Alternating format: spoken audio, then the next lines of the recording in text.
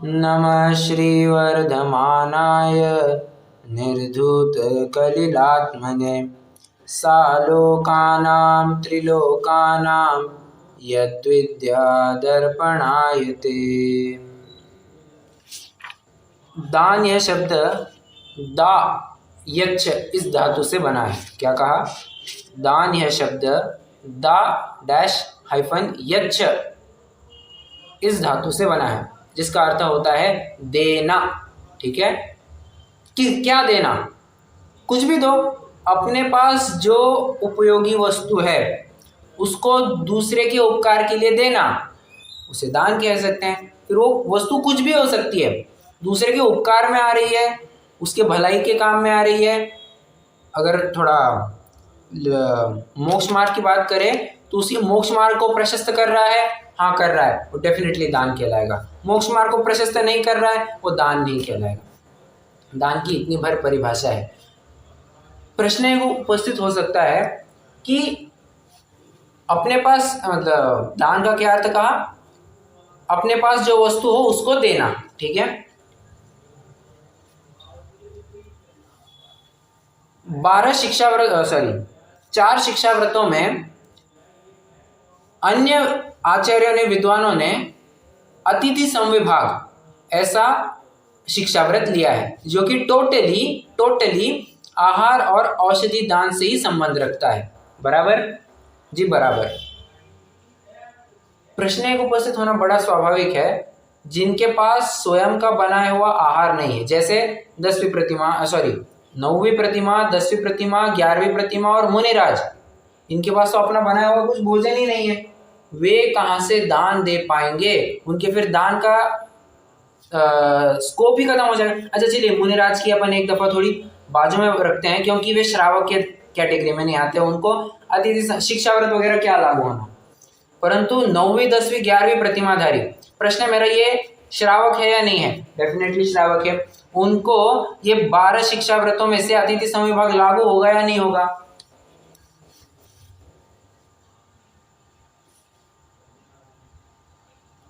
Yes और no? Yes, बराबर लागू होगा। क्यों? अरे आगे अपन पढ़ेंगे, 136वें श्लोक में अपन पढ़ेंगे, आचार्य समंतभद्र स्वयं कहेंगे क्या? श्रावक पदानि देव रेकादश देशितानि येषु खलु स्वगुणा पूर्व गुण, मतलब ससंतिष्ठन्ते क्रम विवृद्धा। आगे आगे तुम बढ़ते जा रहे हो, परंतु पहले के सभी प्रतिमाएं, तुम पहले के सभी व्रत तुम पालते जा रहे हो। क्या कहते हो, पहले का सब भूल गए। हाँ, वो हिंदी में क्या कहते हैं, आगे पाठ पीछे सपाट, ऐसी अवस्था नहीं होनी चाहिए। कंटिन्यूटी में पूरे के पूरे 11वीं प्रतिमाधारी का मतलब सिर्फ 11वीं प्रतिमा में है ऐसा नहीं, 11 प्रतिमा वो पाल रहा है। बराबर, जैसे अपन कहते हैं ना ये 10वीं कक्षा में, तो क्या इसको सिर्फ 10वीं का ज्ञान है? नहीं, 10वीं तक के सभी विषयों का ज्ञान है। बराबर, उसी प्रकार ये श्रावक जो है इस दूसरी प्रतिमा को भी पालता होगा। हाँ, डेफिनेटली पालता होगा। तो अतिथि संविभाग इसका कहाँ पल रहा है? इसके पास कुछ है ही नहीं देने के लिए। तो आचार्य समंतभद्र को ये बहुत खलने लगी बात, यार अतिथि संविभाग कहेंगे इसके पास देने के लिए कुछ है ही नहीं। इन्होंने कहा रुको, अब तुम्हारे लिए हम एक विस्तृत परिभाषा बनाते हैं। अतिथि संविभाग नहीं कहेंगे हम शिक्षाव्रत को, 4 शिक्षाव्रतों में से जो एक है उसको अतिथि संविभाग नाम नहीं देंगे, उसका स्वरूप थोड़ा विस्तृत रखते हैं। कैसा? वैयावृत्य नाम देते हैं। और वैयावृत्य में क्या क्या आएगा? 4 दान आएंगे। 4 दान के बाद हाथ पैर आदि दबाना आ जाएगा, मतलब बहुत विस्तार वाला स्वरूप आ जाएगा। अब प्रश्न है मेरा, क्या इस परिभाषा में वे 9वीं 10वीं प्रतिमा 11वीं प्रतिमाधारी बैठेंगे या नहीं बैठेंगे? डेफिनेटली बैठ जाएंगे। भले उनके पास कुछ देने के लिए नहीं है, परंतु वे हाथ पैर आदि दबा करके सेवा कर सकते हैं, डेफिनेटली कर सकते हैं। अरे ज्ञान देकर के ज्ञान दान कर सकते हैं, डेफिनेटली कर सकते हैं। तो इस प्रकार से उन्होंने स्वरूप बहुत बड़ा रखा और यथावत उनका व्रत पल जाएगा, इसकी बड़ी दक्षता रखी। ठीक है, मैं आपको रीजन बता रहा हूं। आचार्य समंतभद्र ने अतिथि संविभाग या अतिथि पूजा ये नाम न रखते हुए वैयावृत्य ये शब्द या ये नाम क्यों दिया, ठीक है। चलिए, कल अपन 112वें श्लोक तक आए थे। एक मिनट ना, मैं श्लोक निकाल लूं। 112वें श्लोक तक आए थे। 112वें श्लोक को थोड़ा सा अपन फिर से एक बार देखते हैं। क्या कह रहे हैं? व्यापत्ति व्यपनोद पदयो संवाहनम च गुणरागात। गुणरागात मतलब गुणों के प्रति अनुराग होने के कारण पदयो संवाहनम, पदयो पैरों को, संवाहनम उनको दबाना, ठीक है, मतलब पैर दबाना, ये वैयावृत्ति में आ जाएगा। कल एक मैंने प्रश्न पूछा था, क्या पैर कहा है तो सिर्फ पैर लेना, हाँ तो क्यों, ना तो क्यों? सभी आ जाएगा ना, सभी अंग आ जाएंगे, हाथ पैर। करेक्ट, सब कुछ क्यों आ जाएगा?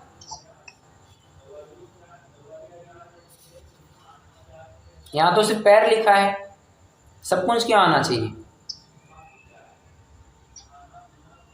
आपका उत्तर सही है, रीजन पूछ रहा हूं मैं।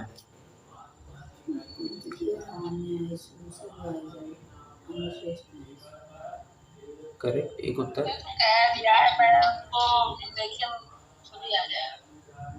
क्या क्या? तो लिख दिया है लेकिन सभी आ जाएगा। नहीं, क्यों क्यों सभी आ जाएंगे? मेरा तो ये, मैं रीजन पूछ रहा हूँ।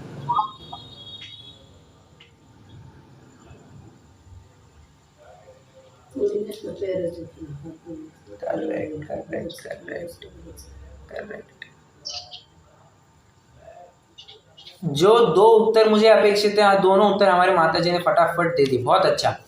पहला उत्तर, अरे अनुशेष न्याय से सभी लगा लेना। क्यों अनुशेष न्याय यहाँ पर क्यों लगाना, उसके लिए दूसरा उत्तर, अरे सिर्फ पैर ही थोड़ी ना दुखेंगे, कभी सिर भी दुख सकता है, तो थोड़ा सिर को मालिश, मालिश माने थोड़ा सा सिर दबा के दिया, कभी हाथ दर्द कर सकते, कभी हाथ दबा के दिया, कभी क्या कह सकते हैं, अब ये नहीं कहना कि गला दबा के दे दिया, गला दुख रहा था गला दबा के दिया, ये नहीं। उनको और किसी विशेष स्थान विशेष पर उनको दिक्कत हो रही होगी, कभी पीठ में दिक्कत हो सकती है, तो पीठ को थोड़ा सा क्या कहना चाहिए, मालिश करके दी, या फिर उनको तो पीठ दबा करके दी। जहां उनको तकलीफ हो रही है वहां पर उनको से मदद करनी है। जहां तकलीफ ही नहीं हो, हाथ दुख रहे, पैर दबा करके क्या करो, वैयावृत्ति करनी। अरे वैयावृत्ति हाथ दबाने से होगी ना, ठीक है, ये बात समझनी चाहिए। चलिए, तो पद कहाँ है, पैर कहाँ है, तो पैर के साथ साथ बचे हुए भी सभी अंग ले लेना। और किनके करना, कहते हैं संयमी नाम, संयमियों के ये सब सेवा शुश्रूषा करनी चाहिए। अब संयमी मतलब कौन, देखिए यहाँ पर संयमी में मैं कहता हूं आप 3 अर्थ ले सकते हैं। एक तो उत्कृष्ट क्या कहते हैं, उत्तम पात्र, एक मध्यम पात्र, एक जघन्य पात्र, तीनों भी ले सकते हैं, कोई दिक्कत नहीं है। जैसे जैसे मुनिराज, उत्तम पात्र में तो मुनिराज आ ही जाएंगे, उसमें तो किसी को कोई शंका नहीं। मध्यम पात्र में जो पंचम गुणस्थानवर्ती श्रावक है या व्रती श्रावक है वो आ जाएगा, उसकी सेवा शुश्रूषा करने में भी कोई बाधा नहीं लगती। जो अविरत सम्यक दृष्टि है उसको, हाँ ये बात आप जरूर क्वेश्चन कर सकते हैं कि सम्यक दृष्टि चौथे गुणस्थानवर्ती का नाम क्या कह रहे हैं, अविरत, संयम है कि नहीं, विरति है ही नहीं, इसको संयमी के अंदर क्यों ले रहे हैं आप? अरे समझना, वहां असंयम किस प्रकार का है, वहां पर प्रतिज्ञाबद्ध त्यागी नहीं है। ऐसा थोड़ी ना होता होगा कि मांस भक्षण, चतुर्थ गुणस्थानवर्ती मांस भक्षण करता होगा, पंचम गुणस्थानवर्ती नहीं करता होगा, ऐसा नहीं है। चौथे गुणस्थानवर्ती भी मांस भक्षण नहीं करता है, फर्क इतना है, संयमी वो भी है, फर्क इतना है वो प्रतिज्ञाबद्ध त्यागी नहीं हुआ है, ठीक है। इस प्रकार से आप संयमी का अर्थ ले सकते हैं ना, क्या दिक्कत है, मतलब प्रतिज्ञाबद्ध त्यागी नहीं है परंतु संयमी है, ठीक है। हाँ, आप ये एक और क्वेश्चन पूछ सकते हैं, संयमी का अर्थ ही होता है कि प्रतिज्ञाबद्ध त्यागी। अब यहाँ पर एक थोड़ी विशिष्ट अपेक्षा आप समझ सकते हैं, ठीक है। तो चौथे गुणस्थानवर्ती जीव को भी यहाँ पर ले सकते हैं, मतलब उसके भी पैर दबाना, हाथ दबाना, सिर दबाना, पीठ दबाना, इस प्रकार से थोड़ी मालिश करना, कंधे दबा करके देना, उनको जिस प्रकार से दिक्कत हो रही हो दिक्कत का निवारण करना, ये आ जाएगा वैयावृत्ति में। मतलब वैयावृत्ति का एक और स्वरूप, एक और बिंदु इन्होंने एक्सप्लेन किया। और बताता हूँ मैं, यहाँ पर सिर्फ पैर दबाना इतना ही अर्थ नहीं लेना है। तो देखिए, अभी थोड़ा मुनिराजों के स्तर पर विचारना, और जितना संभव हो श्रावक के स्तर पर भी आप जरूर लगा सकते हो, पर मुनिराज के स्तर पर तो डेफिनेटली होता है। देखिए कई बार क्या होता है, अब विचार करना, समाधि का काल है। अब समाधि के काल में कभी कभी मुनिराज की हालत, कभी कभी मतलब मोस्ट ऑफ द टाइम्स मुनिराज की हालत एकदम ढीली हो जाती है, मतलब वे अभी कमज़ोर हो जाते हैं, अशक्त हो जाते हैं, अब ज़्यादा हलन चलन नहीं संभव हो पाता है, शक्तिहीन हो जाते हैं, एकदम दुबले हो जाते हैं। तो ऐसे में होता क्या है, कभी कभी फिर इंद्रिया भी जवाब देना चालू करती है, एक एक इंद्रिया, एक एक ऑर्गन फेल होना चालू होता है। ऐसे में होता क्या है, मलमूत्र निक्षेपण के कार्य में उनको बड़ी तकलीफ होती है। आहार किया होगा तो आहार करने के बाद मल का क्षेपण करना है, अब नहीं हो पा रहा है उनसे, तो जानते हैं बचे हुए संगस्थ आचार्य भी, हाँ आचार्य तक, निर्यापक आचार्य तक ये काम करते हैं। क्या, गुदा द्वार में हाथ डाल करके वो मल निकालते हैं। अब सुनने में आपको लगेगा कि यार ये कितना गंदा काम है, समझना यही होता है निर्विचिकित्सा। अगर मुनिराज इस समय में ग्लानि करेंगे, समझ लेना वो 100% 100 नहीं 200% मिथ्या दृष्टि है। क्यों, तुम्हारा निर्विचिकित्सा कहाँ पे गया? हमने चौथे गुणस्थानवर्ती तुम्हें क्यों घोषित किया चरणानियोग ने? हमने तुम्हारा निर्विचिकित्सा 8 अंग में से एक निर्विचिकित्सा देखा था, और तुम फिर से वही नखरे करने लग जाओ, तुम्हारा सम्यक तो फिर से ले लिया जाएगा मतलब मैं अपनी भाषा में एक्सप्लेन कर रहा हूँ, वो सम्यक्त्व का हकदार नहीं रहेगा। ओके, इसलिए देखिए स्थितिकरण इस लेवल तक का होता है। मुनिराजों का स्थितिकरण बहुत अलग लेवल पे होता है, हम नहीं विचार करते उस लेवल पर हो जाता है। और मैंने जैसे कहा ना अभी, निर्यापक आचार्य स्वयं ये कार्य करते पाए जा सकते हैं, स्वयं, मतलब गुदा द्वार में हाथ डाल करके, अरे सुनने में बड़ी गंदी बात लगती है, परंतु स्थितिकरण का एक अंग है, निर्विचिकित्सा का एक अंग है यार। अगर अच्छा नहीं करेंगे तो क्या, जो हो रहा है सो नेचुरली होने दो ना, नहीं, ये चरणानियोग है।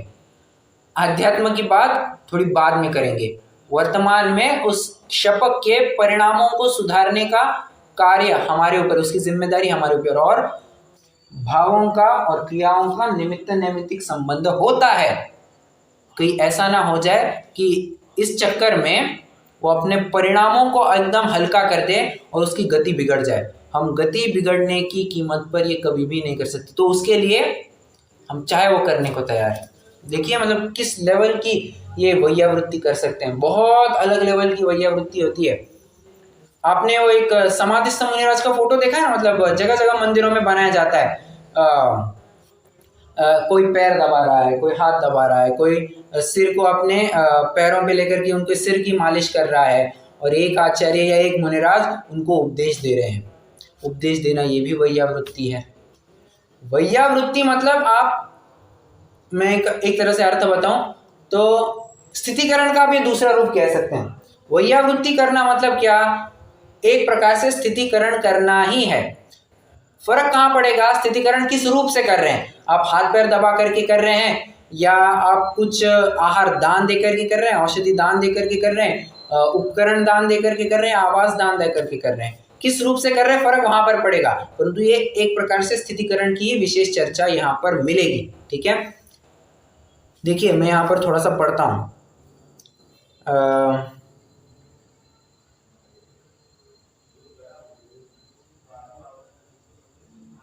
देखिए, रास्ते में चलने से थक गए हो तो उनके पैर मर्दन करना, रोगी हो तो जैसे उनका संयम मलिन न हो वैसे यत्नाचार से आसन, शैया, वस्तिका, निवास ठीक करना। मैं पेज नंबर 168 पर पढ़ रहा हूँ। यत्नाचार पूर्वक ही उठाना, बैठाना, शयन कराना, निहार कराना, यदि अबुद्धि पूर्वक मल मूत्रादि अयोग्य स्थान पर या वस्तिका में हो गया हो तो यत्न पूर्वक ही उठाकर उचित स्थान पर फेंक देना। कफ, नासिका, मल आदि को पोंछना, उठाकर अविरुद्ध स्थान में फेंक देना। आहार, औषधि आदि यदि संयमी को देने योग्य अपने पास हो तो उन्हें उचित अवसर में देकर वेदना दूर कर देना। देखिए कितनी सारी बातें कह दी उन्होंने। देखिए होता है ना कभी कभी कि अब जब जैसे जैसे एज बढ़ते जाती है वैसे वैसे आपने नोटिस किया होगा जो अपना एक्सक्रीशन होता है बॉडी में से, जो लेट्रिन टॉयलेट बाहर निकलता है, उसके ऊपर कंट्रोल कम होते जाता है। ये आपने कई बार नोटिस किया होगा, घर में वयोवृद्ध कोई होंगे तो आपने देखा होगा।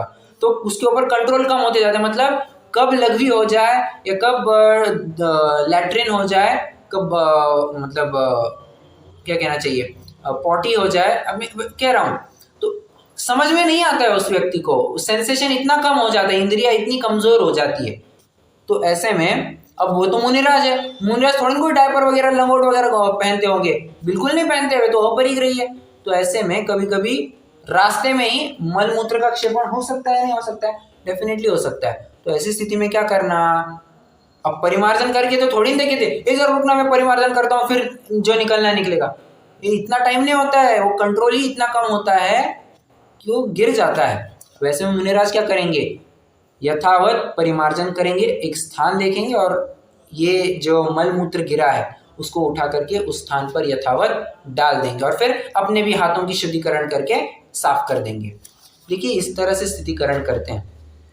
और क्या बताया था इन्होंने, निहार कराना। अब निहार कराना मैंने कैसे कैसे होता है ये मैंने आपको एक्सप्लेन कराया था, और बताता हूँ मैं मुनिराजों के स्तर पर ही थोड़ा सुनाता हूँ। ये आपको याद आ रहा होगा, मैंने 6 ढाला की कक्षा में 6वीं ढाल के दौरान एषणा समिति की जब चर्चा चल रही थी, एषणा समिति माने आहार संबंधी जितनी चर्चा हुई थी, तब मैंने आपको ये बताया था क्या कि निर्यापक आचार्य स्वयं उन वयस्कर या वृद्ध मुनिराज को कंधाबल दे करके श्रावक के घर तक आहार के लिए ला सकते हैं। जंघाबल दे करके, सॉरी कंधाबल नहीं, जंघाबल, एक्सट्रीमली सॉरी, जंघाबल दे करके श्रावक के घर तक ला सकते हैं, इतनी तक तैयारी करते हैं। बस शर्त एक ही होती है, जब तुम्हारी आहारचर्या चालू होगी तुम्हें इंडिपेंडेंटली खड़ा रहना होगा, बस इतनी बस शर्त होती है। बाकी फिर घर तक लाने का काम आचार्य स्वयं कर सकते हैं, ऐसा भगवती आराधना आदि ग्रंथों में मिलता है। आप पढ़ना, जहाँ पर मुनि आचार्य मिलेगा ना आपको, ये मिल जाएगा, आचार्य स्वयं ये काम करते हैं। मतलब आचार्य, ऐसा नहीं होता है कि मैं आचार्य हूँ मैं ये काम थोड़ी ना करूँगा। ध्यान से समझना, मुनि संघ में सभी मुनि आपस में मुनिवत व्यवहार ही करते हैं। फर्क सिर्फ इतना पड़ता है कि संघ का संचालन किसी एक मुनि विशेष को दिया जाता है, और सबसे पहले आचार्य पद की गरिमा को मेंटेन बरकरार रखने के लिए सभी मुनिराज पहले आचार्य को नमस्कार करते हैं, फिर आचार्य इनकी प्रतिवंदना करते हैं। बराबर, एक मान रखने की बात होती है। बाकी जैसे ये मुनिराज वैसे वे मुनिराज, मुनि पने में कुछ अंतर है क्या, कुछ भी रत्ती पाई अंतर नहीं है। जो 28 मूलगुण अभी नवदीक्षित मुनिराज पाल रहे हैं, वही 28 मूलगुण आचार्य भी पाल रहे हैं, फर्क कुछ भी नहीं पड़ेगा। मतलब मुनि पने की अपेक्षा दोनों समान है। तो आचार्य को कभी ये नहीं लगता कि यार ये अभी ऐसे व्यक्ति है, ऐसे व्यक्ति को मैं कहाँ लेकर के जाऊं, मेरी नाक कट जाएगी। हाँ, अरे तद्विपरीत ये आचार्य के गुण में दिख करके आता है। आचार्य के गुण होता है क्या, स्थितिकरण कराना। जो क्षपक होता है, क्षपक की स्थितिकरण कराना एक आचार्य का गुण बताया गया है। तो गुण, अपने गुण का निर्वाह कर रहे हैं वे, ऐसा नहीं कि उनकी नाक कट जाएगी, नहीं ऐसी मुनिराज। और मुनिराज को मान कशा काय की, मुनिराज जब अनंतानुबंधी अप्रत्याख्यान और प्रत्याख्यानावरण मान कषाय भी जब निकल चुकी है, संजुलन मान क्या उखाड़ लेगी, ऐसा क्या उसका फर्क पड़ेगा, कुछ फर्क नहीं पड़ता है। बराबर, कहने का तात्पर्य क्या है, आचार्य स्वयं ये कार्य करते हैं। आचार्य ही नहीं, जितने भी अगर कोई होते हैं ना सीनियर लोग, सीनियर मुनिराज, कोई नवदीक्षित होते हैं, कोई सीनियर, कोई जूनियर होते हैं, कोई एकदम सीनियर होते हैं, तो सीनियर मुनिराज भी ये सब कार्य करते हुए पाए जाते हैं। चलिए, काल के योग्य बाधा रहित वस्तु का देना, यदि वेदना से चित्त चलायमान हो गया हो तो उपदेश देकर चित्त को थामना, धर्म कथा करना, अनुकूल प्रवर्तना, गुणों का स्तवन करना, इस प्रकार संयम योग के गुणों में अनुराग करके जितना भी उपकार करना है वह सब वैयावृत्य है। अच्छा, एक बात मैं वैसे बताना चाहूँगा, वैयावृत्ति ऐसा आप नहीं कहेंगे, वैयावृत्य ऐसा कहेंगे। क्या कहा? व्रत का नाम क्या है? वैयावृत्य, वैयावृत्ति नहीं। हाँ, रिपीट करना सभी जन। कल्पना जी रिपीट कीजिए, व्रत का नाम क्या है?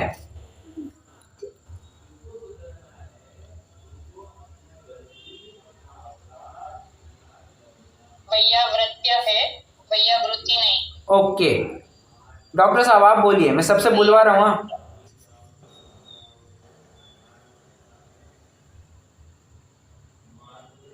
वैयावृत्य। करेक्ट।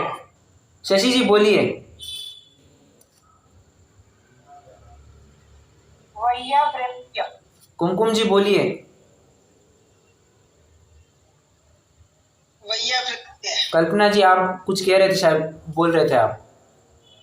वैयावृत्य। Correct, perfect. अब वैयावृत्ति नहीं कहना, वैयावृत्य मैंने जानबूझ करके रिपीट करवाया सबसे, ताकि क्या है अपने जुबान पर भी वही शब्द आ जाए। ठीक है, चलिए इस श्लोक की अपन ने काफी सारी चर्चा कर ली है 112 नंबर की। अब 113 नंबर के श्लोक पर आ जाते हैं, जहां पर अब आहार दान की मुख्यता से चर्चा चलने वाली है। इस श्लोक में नवदा भक्ति का क्या स्वरूप होता है, पॉइंट नंबर 1। दातार के कितने कौन से 7 गुण होते हैं, वो दातार मतलब श्रावक, फिलहाल उनके 7 गुण कौन से होते हैं, इसकी चर्चा हम यहाँ पर करने वाले हैं। आइए 113 नंबर का श्लोक पढ़ते हैं। नव पुण्य प्रतिपत्ति सप्तगुण समाहितेन शुद्धेन अपसूनारंभाणामार्याणामिष्यते दानम। नव पुण्य, नव 9 पुण्य, पुण्य मतलब यहाँ पर प्रकार, विधि। ठीक है, प्रतिपत्ति, प्रतिपत्ति का क्या अर्थ लिया है,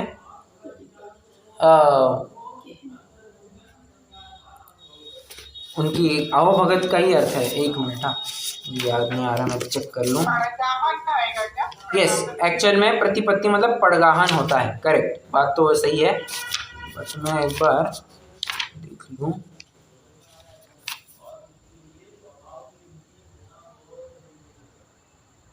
प्रतिपत्ति मतलब देखिए वैसे कई सारे अर्थ होते हैं। प्रतिपत्ति का एक अर्थ होता है आदर सम्मान देना, प्रतिपत्ति का एक अर्थ होता है वात्सल्य के रूप में भी लिया जाता है। आया था ना अपना प्रतिपत्तिर यथा योग्य वात्सल्यम अभिलप्यते अपने पहले अधिकार में, तो प्रतिपत्ति का अर्थ वात्सल्य के रूप में भी लिया जाता है। तो यहाँ पर तो आपको आहार आदि के द्वारा गौरव किया जाता है प्रतिपत्ति का, तो ये अर्थ लेना है। ठीक है,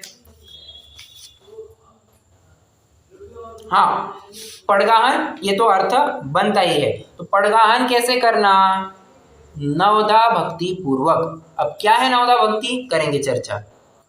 और किसने करना, तो कहते हैं सप्त गुण समाहितेन, जो सप्त गुणों से युक्त है, समाहितेन तथा शुद्धेन, सप्त गुण से युक्त होना चाहिए, सिर्फ इतना, शुद्ध भी होना चाहिए। शुद्ध मतलब क्या, हम समझ में नहीं, शुद्ध मतलब क्या, वो 6वें गाथा की टीका का शुद्ध लेना है। अच्छा एक छोटा सा वैसे ही क्वेश्चन पूछो, 6वीं गाथा की टीका में शुद्ध का क्या अर्थ लिया है, ये मैंने आपको रटवा के लिया था या रटने को कहा भी था।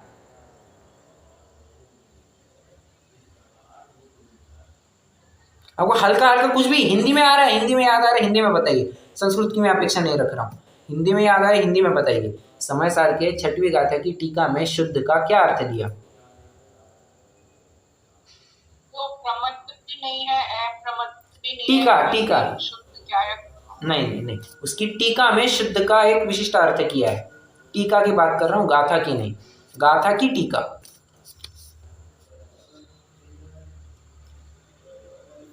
एषेवाशेष द्रव्यांतर भावेभ्यो भिन्नत्वेनोपास्यमानः शुद्ध इत्यभिलप्यते, पर से भिन्न, अपने से अभिन्न, बस यह अर्थ किया था। क्या कहा, पर से भिन्न, अपने से अभिन्न, ये एक अर्थ किया है, ये सिंपल अर्थ किया है। तो वो वाला शुद्ध लेना क्या, नहीं, ये चरणानियोग की शुद्धि है। यहाँ पर शुद्धता चरणानियोग सापेक्ष लेना। चरणानियोग सापेक्ष शुद्धता कौन सी होती है, द्रव्य, क्षेत्र, काल, भाव, जिसमें सबसे पहले द्रव्य की शुद्धता। अच्छा चलिए, मैं पहले इस क्या कहते हैं 4 प्रकार की शुद्धि के ऊपर मैं थोड़ा बाद में आता हूँ, पहले अपने श्लोक का अर्थ पूरा करते हैं। अपसूनारंभाणा मार्याणा मिष्यते दानम। अपसूना, अपसूना मतलब सूना, अप मतलब होता है, अप मतलब होता है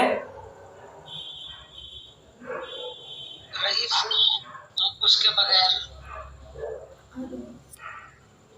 करेक्ट, और सूना मतलब होता है पाप, सूना मतलब होता है पाप। तो पाप से रहित, आरंभ से रहित, आर्याणाम इष्यते दानम, आर्यों को दान दिया जाता है। ठीक है, अब ये तो सामान्य अर्थ कर लिया अपन ने। देखिए अपन एक बार अर्थ भी पढ़ते हैं। जो दातार सप्तगुण सहित नवदा भक्ति सहित होकर सूना रहित, आरंभ रहित, सम्यक दर्शन के धारी मुनियों को नव पुण्य परिणामों सहित अर्थात आदर पूर्वक गौरव सहित अंगीकार करता है, उसे दान कहते हैं। सिंपल सी बात है। ठीक है, हाँ, ये देखिए, ये जो अपसूनारंभाना, ये जो विशेषण है ना, ये पात्र के विशेषण दिए हैं। क्या कहा? ऊपर दातार के विशेषण दिए, दातार ने कैसे करना चाहिए नीचे दिया है, पात्र ने कैसे रहना चाहिए। तो देखिए ऊपर आप चाहे तो ना ऐसे लिख सकते हैं, श्लोक नंबर 113, 2 बाइफर्केशन कीजिए, line number 1, line number 2। Line number 1 में दातार की गुण बताए हैं। अब दातार का स्वरूप, गुणों कहने के अपेक्षा दातार का स्वरूप ऐसा लिख सकते हैं, दातार का स्वरूप बताया है। लाइन नंबर 2 के नीचे लिखेंगे पात्र का स्वरूप बताया है। दातार का स्वरूप क्या है? नवदा भक्ति पूर्वक, आदर पूर्वक और सप्त गुणों से युक्त, जो शुद्ध है। 4 बातें कही मैंने। दातार के स्वरूप में क्या 4 बातें आई? नवदा भक्ति पूर्वक, आदर पूर्वक, सप्त गुणों से युक्त और जो शुद्ध होता है, ऐसा श्रावक। अपन श्रावक अर्थ करना भी वैसे योग्य नहीं है। दातार, इतना ही लिखिए, दातार ही लिखिए। ठीक है, और पात्र के नीचे लिखेंगे अपसूनारंभाना। अप मतलब रहित, किससे रहित? सूना और आरंभ। सूना मतलब पंचसूना के कार्य होता है ना, कूटना, पीसना, चूल्हा जलाना, बुहारी देना और पीसना, चूल्हा जलाना, हाँ बराबर, जल गालन, पानी छानना। ठीक है, पीसना, चूल्हा जलाना, कूटना, बुहारी देना और पानी भरना। ठीक है, ये 5 सोना के कार्य। तो इन पंच सोना के कार्य से जो रहित हुए हैं और जो आरंभ से भी रहित हुए हैं, ऐसे आर्य ये दान के पात्र बताए गए हैं। ओके, अब एक बात समझना, जो मीनिंग जो अर्थ अपन हर बार लेते आ रहे हैं, क्या अर्थ लेते आ रहे हैं? यहाँ पर पाप और आरंभ से रहित कहा है, तो पूर्ण पाप और आरंभ से रहित ये एक अर्थ ले सकते हैं, और पाप और आरंभ से जो एक देश त्यागी हुए हैं, ऐसा भी अर्थ आप ले सकते हैं। ये अर्थ अपन हर बार करते आ रहे हैं, उसमें अलग से बताने वाली कोई बात नहीं। ओके, अब आइए अपने प्रकरण पे अपन थोड़ा सा चर्चा करना चाहेंगे। शुद्धेन, शुद्धेन मतलब दातार जो होता है उसने आहार कैसे देना चाहिए? शुद्ध आहार देना चाहिए। ठीक है, शुद्ध आहार माने क्या? तो अपन को 4 बातों के ऊपर चर्चा करनी है। द्रव्य शुद्धि, क्षेत्र शुद्धि, काल शुद्धि, भाव शुद्धि। ठीक है, द्रव्य शुद्धि माने क्या? द्रव्य शुद्धि में 2 अर्थ लेंगे। द्रव्य शुद्धि में 2 अर्थ लेंगे। पहला, आवाज आ रही है मेरी? जी भैया। ओके, द्रव्य शुद्धि में पहला अर्थ लेंगे, जो वस्तु दान में दी जा रही है उसकी शुद्धता। क्या कहा? जो वस्तु दान में देने में आ रही है उसकी शुद्धता, माने बाजार की वस्तु नहीं होनी चाहिए, अमर्यादित वस्तु नहीं होनी चाहिए, मर्यादा के अंदर वाली होनी चाहिए। ये सब बातें यहाँ पर लगा रहे हैं, मतलब शुद्ध भोजन होना चाहिए। वहाँ पर किसी प्रकार की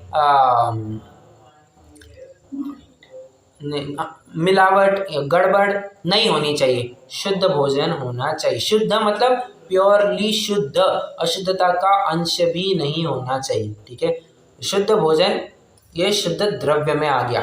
और शुद्ध द्रव्य के अंतर्गत मैं आपको एक और बात कहता हूँ, आहार दान देगा ना तो कैसे देगा? शुद्ध वस्त्र आदि पहन करके, मतलब पूर्ण शरीर की शुद्धि करके ही वो आहार देगा। श्रावक ने पहले अपने शरीर की कपड़ों की शुद्धि की होगी, तब जाकर के वो मुनिराज को आहार देगा। ये प्रश्न है मेरा, अगर उसने स्नान नहीं किया है, ठीक है, उसने स्नान नहीं किया है, तो क्या वो आहार दे सकता है? लॉजिकल उत्तर देना। नहीं। क्यों? स्वामी नहीं करते हैं हम लोग, तो वो तो महाराज जी को देना है। नहीं नहीं नहीं,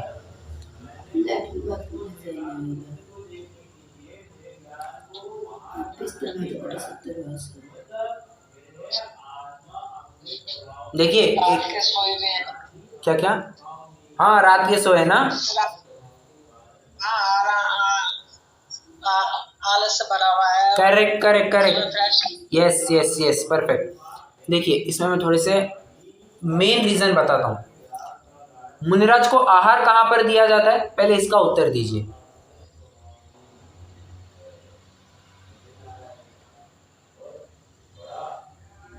त्यागी भवन में।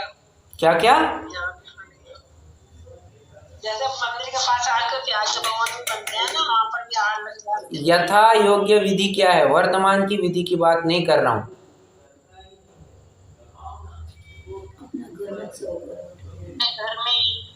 घर में कहाँ पर? करेक्ट, बहुत अच्छा। जो अपना चौका है, पाकशाला जिसे कहते हैं, इंग्लिश में किचन जिसे कहा जाता है, तो वहाँ पर दान दिया जाता है। और चरणानियों की ये परिपाटी है, एक शुद्धता का स्टैंडर्ड है कि नहाए बिना पाकशाला में या रसोई घर में प्रवेश वर्जित है। बिना नहाए आप रसोई घर में प्रवेश नहीं कर सकते हैं। क्यों नहीं कर सकते साहब? उसके कई निम्न कारण हैं। पॉइंट नंबर 1, तुमने रात्रि के काल में स्त्री सेवन किया होगा, शुद्धता है कि तुम्हारे शरीर की? बिल्कुल भी नहीं, तुम अंदर नहीं जा सकते। 2, मान लीजिए स्त्री सेवन नहीं किया हो, तुमने गद्दे वगैरह पर सो गए होंगे, शुद्धता है क्या शरीर की? नहीं है, चलो तुम नहीं जा सकते। अच्छा, तुम लैट्रिन बाथरूम जाकर के आए होंगे, यथा योग्य शुद्धि नहीं की होगी, जा सकते हो क्या अंदर? और पूरा भोजन अशुद्ध हो जाएगा, तो तब भी नहीं जा सकते हैं। तो बहुत सारे कारण हैं जिसको लेकर के बिना नहाए हम चौके में नहीं जा सकते। हाँ, एक एक्सेप्शन जरूर बनता है इसमें। कौन? ब्रह्मचारी। ब्रह्मचारी सदा शुचि, ब्रह्मचारी नहाए भी नहीं ना तो भी चल जाएगा। क्यों? अरे उनको अब्रह्म का कोई ये कारण ही नहीं बनता है। सोना भी सिक की चटाई पर, उनके कपड़े भी सब शुद्ध होते हैं। तो ऐसे में ब्रह्मचारियों को एक्सक्यूज मिल सकती है, शादीशुदा वालों को तो बिल्कुल भी नहीं मिलेगी। ठीक है, तो ये द्रव्य की शुद्धि की बात की मैंने। द्रव्य की शुद्धि में 2 अर्थ कौन से लिए हैं जरा बताना?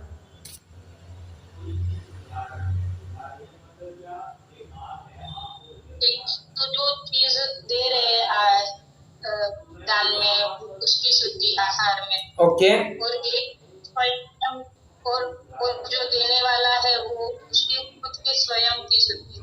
करेक्ट करेक्ट, दातार की स्वयं की शारीरिक शुद्धि होनी चाहिए। ठीक है, कि सिर्फ शारीरिक शुद्धि काफी है? नहीं, तुम जिस स्थान पर आहार दे रहे हो उस क्षेत्र की भी शुद्धि चाहिए। और इसीलिए क्षेत्र शुद्धि के अंतर्गत हम ये बिंदु उठाते हैं कि मुनिराज का आहार रसोई घर में ही होता है। अब एक अगला प्रश्न उपस्थित हो सकता है, रसोई घर में ही क्यों? सोचना, विचार देना। रसोई घर में ही क्यों?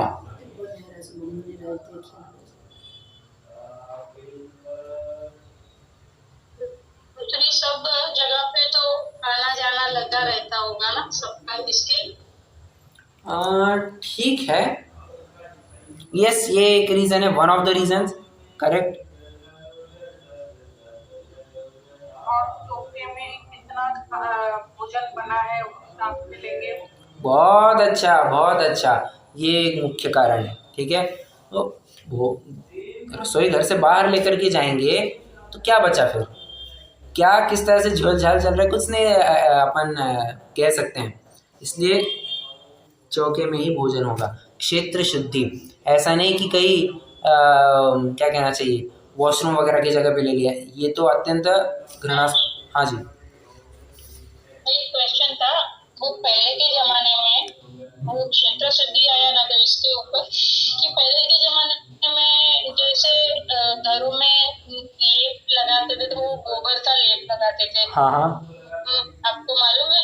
हाँ, तो मुनिराज तो वैसे में नहीं आते होंगे ना ऐसे करके। नहीं आते होंगे, नहीं आते होंगे। तो क्या, तो कौन सा लेप होता होगा तो आते ऐसे नॉर्मल माटी? फर्श की बात कर रहे हैं ना? हाँ, फर्श। देखिए ना, अपना जो ग्रेनाइट वगैरह होगा तब तो कोई दिक्कत नहीं। जो अपना शाहबाद होता है, संगमरमर वगैरह की जो टाइल, तो नहीं था ना क्या क्या पहले तो श्रावकों के घर पे ग्रेनाइट वो ऐसा जरूरी नहीं था ना ऐसे, क्योंकि पहले के टाइम की मैं बात कर रही हूँ। अच्छा, जब भी हमारे गांव में भी गोबर वगैरह रहता था तो उस टाइम पे दूसरा क्या यूज होता था फिर माटी ही एक ऑप्शन रहता होगा।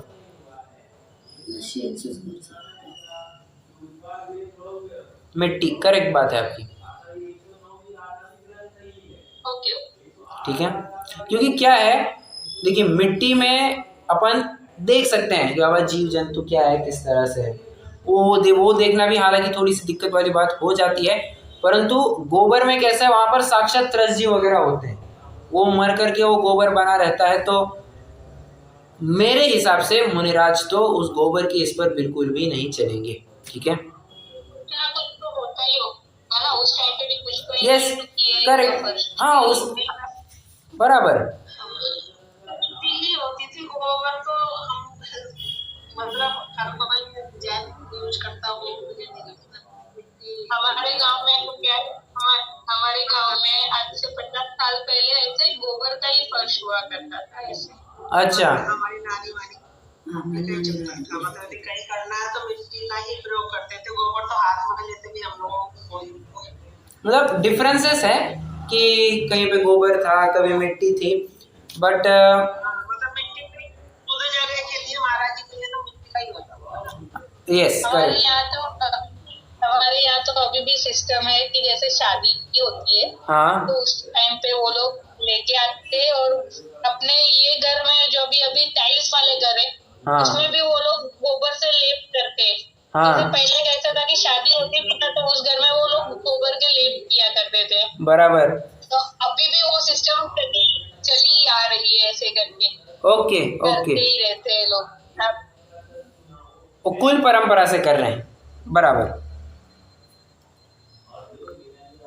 और जहां तक मैं समझ पा रहा हूँ, मिट्टी का ही ज्यादा योग्य रहेगा, क्योंकि अच्छा, लेने को फिर गोबर भी ले सकते हैं अगर वो अत्यंत काष्ठवत हो गया, परंतु फिर वही दिक्कत है, क्योंकि गोबर के आश्रय से जीवोत्पत्ति विशेष होती है, बहुत विशेष जीवोत्पत्ति होती है, इसलिए फिर गोबर को तो वे शायद अवॉइड ही करेंगे। ठीक है, चलिए, मिट्टी बनने में जीव हिंसा उस हिसाब से कह रहा हूँ। ठीक है, हाँ, क्षेत्र शुद्धि के बारे में, मतलब चौके रसोई घर में ही भोजन कराया जाएगा, अन्य स्थान पर नहीं। ऐसा नहीं कि कहीं हॉल में करा दिया, कहीं टेरेस पे करा दिया, कहीं अन्य जगह पे करा दिया, नहीं, रसोई घर में ही आहार होगा। काल शुद्धि में क्या आएगा जरा बताना, कौन थी? कोई पर्टिकुलर टाइम पे ही आहार देंगे ऐसे। ओके,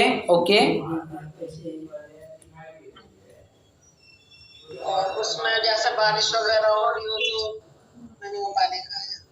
और फिर ऐसे सूर्योदय के पहले बनाया हुआ नहीं होगा, सूर्योदय के अंतर्मुहूर्त के बाद में ही बनाया हुआ होगा। ओके ओके, बट यहाँ दान देने की बात चल रही है। ये तो आप बनाने, मतलब ये द्रव्य शुद्धि के अंतर्गत ये सारे पॉइंट्स आ जाएंगे। ये रात्रि में के बाद नहीं बनाया हुआ आना चाहिए, दिन खुलने के पहले नहीं बनाया हुआ, ये द्रव्य शुद्धि में आ जाएगा। काल शुद्धि में क्या लेंगे? देखिए जैसे बारिश वगैरह होती है उसमें उस समय ठीक है, वो एक पॉइंट जरूर ले सकते हैं। ग्रहण के टाइम पे नहीं देंगे। हाँ बहुत अच्छा, यही मुझे चाहिए था। कई ऐसे एक लिस्ट बताई है आचार्यों ने, विद्वानों ने ग्रंथों में, कि जब जब ये स्थितियां पाई जाएंगी तब तब मुनिराज को आहार नहीं करना है, सिद्धांत ग्रंथों का अध्ययन नहीं करना है, कुछ भी नहीं करना है। जैसे ग्रहण का काल है, युद्ध की स्थिति आ गई है, अब युद्ध प्रश्न है मेरा, वॉर चल रहा है और हम यहाँ पर बैठ करके खाना खा सकते हैं?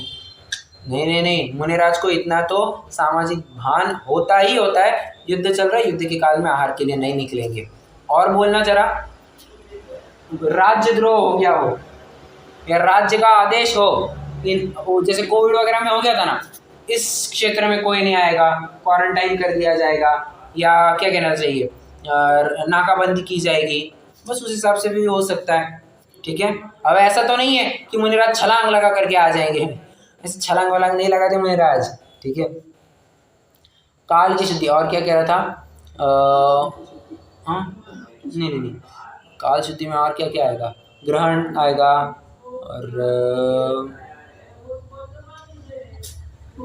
और ऐसे है, एक लिस्ट है कि जिन जिन काल में आहार वर्जित बताया गया है। ठीक है, देना और लेना भी। और चौथा है भाव शुद्धि। भाव शुद्धि मतलब, अरे भाव शुद्धि सर्वोत्कृष्ट शुद्धि है। ध्यान रखना, आपके पास पहले की 3 शुद्धियां नहीं होगी, द्रव्य शुद्धि, क्षेत्र शुद्धि, काल शुद्धि, ये नहीं है आपके पास। हो सकता है हम में से कई जन नए नए इस धर्म में आए होंगे, हमको थोड़ी ना पता है ये सब क्या होता है क्या नहीं होता है, बराबर। तो क्षेत्र के बारे में थोड़ी पता होता है, काल के बारे में थोड़ी पता होता है, हम रात्रि में बनाते खाते सब करते हैं। तो भाव की शुद्धता के लिए ज़रूरी नहीं है कि हमारे पास शुद्ध द्रव्य होना चाहिए।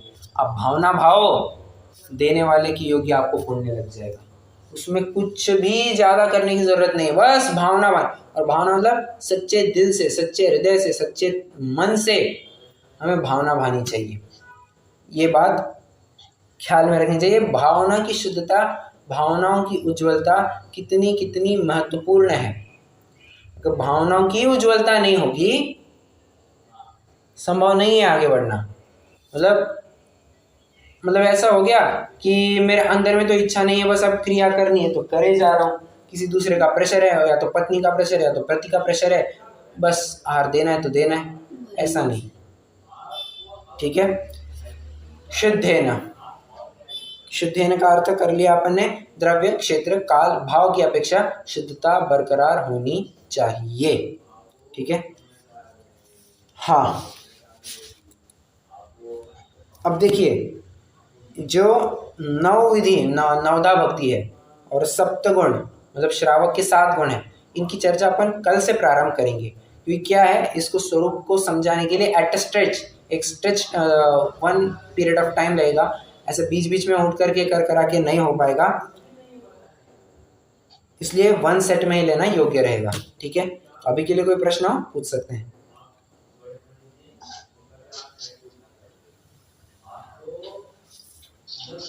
नहीं, हाँ बोलिए। इससे हटके आया है ना, क्या कुछ समझ में नहीं आया कि जो भी आया कि सत्संग क्या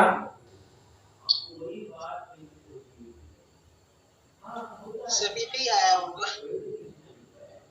ये 1 मिनट बताती हूँ। हाँ जी, नंबर से लिखे हुए हैं ना, कुछ समझ में नहीं आ रहा मेरे को। शशि जी आप पे भी आया होगा, कोमल जी सब भी आया होगा नहीं? आशीष जी ने कुछ भेजा है ग्रुप में। हाँ, वो समझ में नहीं आ रहा। ओके ठीक है, मैं कंप्यूटर का कोई स्क्रीनशॉट बाय मिस्टेक लग रहा है वो तो। होगा, फिर होगा।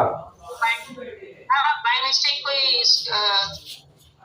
स्क्रीनशॉट आ गया है यस, लैपटॉप का। वैसा कुछ हो जाएगा, देखते हैं अभी क्या है। ठीक है, चलिए रुकते हैं, जय स्तुति करते हैं।